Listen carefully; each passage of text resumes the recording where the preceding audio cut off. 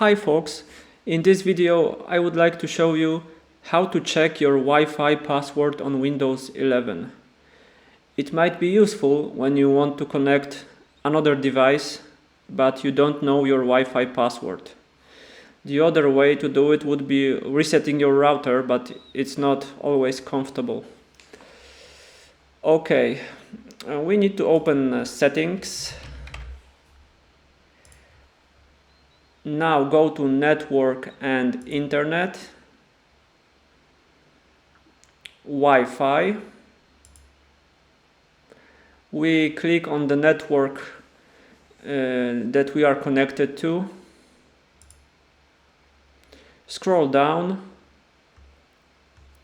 and at the bottom there is View Wi-Fi Security Key, and when I click View, there will be my password visible.